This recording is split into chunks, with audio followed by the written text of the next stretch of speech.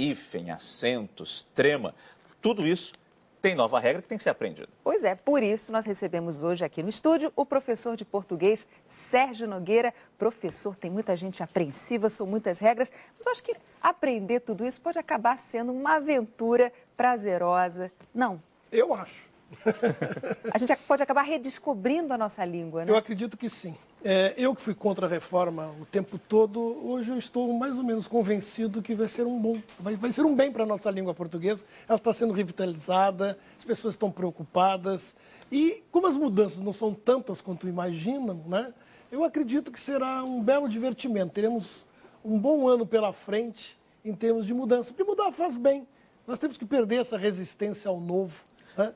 É óbvio que quem está com uma memória visual já formalizada vai ter uma certa dificuldade em desconstruir essas imagens, né?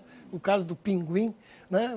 Vai perder o trema, não vai sofrer muito, a pronúncia vai continuar a mesma. É uma questão de apenas acostumar a vista. Pois é, o falar continua o mesmo, o que muda é a forma de escrever algumas palavras. Países mudam de nome, a gente vai ter que aprender a reescrever nomes próprios, como, por exemplo, o seu nome, Sérgio, o meu nome, Márcio. Temos acento hoje. Vamos perder os nossos acentos, professor? Bom, é sempre bom lembrar que nós vivemos num país, talvez o único, em que o pai e o escrivão decidem como escrever o nome de seus filhos, né? Aqui no Brasil vale tudo em relação à ortografia, inclusive criação de nomes. Se formos seguir a regra ortográfica, tanto o Márcio quanto o Sérgio terão acento, porque esta regra não vai ser afetada. Talvez aí seja o grande problema, viu, Renata, em relação à reforma.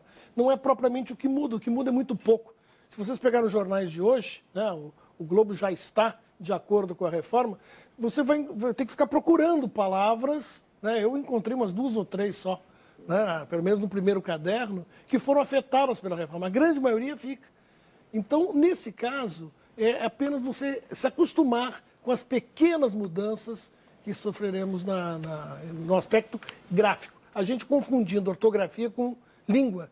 Língua portuguesa é outra coisa muito mais rica em termos de vocabulário e tudo mais. Ortografia é uma coisa muito específica. As mudanças são na forma de escrever. O senhor falou em jornais, olha só.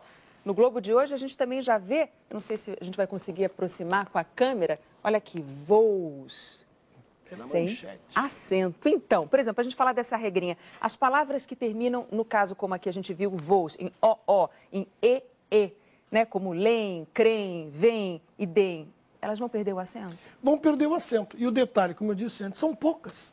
Se você pegar palavras terminadas em o, né, vou, zou, enjoo, perdoo, magoou, e vai ficando por aí. E se pegar os verbos que terminam em, são só 4. Ler, dar, ver e crer. Leem, deem, veem, creem. Os seus filhotes, é claro. Prever, relém. Quer dizer, se somar esta regra abolida, vai dar o quê? Uns 10, 15 palavras no máximo. O hífen some, ele é mantido se depois dele vem a letra H ou uma vogal igual à letra anterior ao sinal. Vamos dar um exemplo para ficar mais prático. Exato. Anti-horário. O anti-horário mantém o hífen. Mantém o hífen. Por causa do H. Eu vejo, no caso do hífen, até uma melhoria. Não é o ideal. O ideal era acabar com o hífen, mas já que ele conseguiu sobreviver, pelo menos temos que observar pelo lado positivo. Eu sou muito positivo. Eu acho que houve uma simplificação.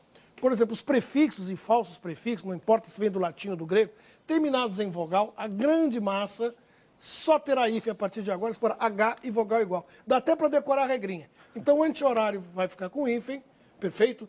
Anti-inflamatório, que não deveria ter, mas as pessoas já usavam, passa oficialmente a ter, porque a vogal é igual, anti termina em I, inflamatório começa com I. Esta regra é muito interessante. E vai causar estranheza? Vai. O caso do S, que vai ter que dobrar, tipo autosserviço, antissocial, que é com 2 S's, os 2 R's em autorreforma, por exemplo. Né? Aí, no caso, vai dar um pouquinho de dor de cabeça. Olha aí, tem muita coisa boa para a gente começar a explorar desde já. São muitas novidades, muitas dúvidas, como a gente viu, que ainda vão animar as salas de aulas, discussões dentro de casa. E se você está aí querendo fazer pergunta para o professor Sérgio Nogueira, anote então o nosso endereço na internet. Ele vai participar de um bate-papo logo depois do jornal. O endereço é g1.com.br/bomdiabrasil. Vou repetir, g1.com.br/bomdiabrasil.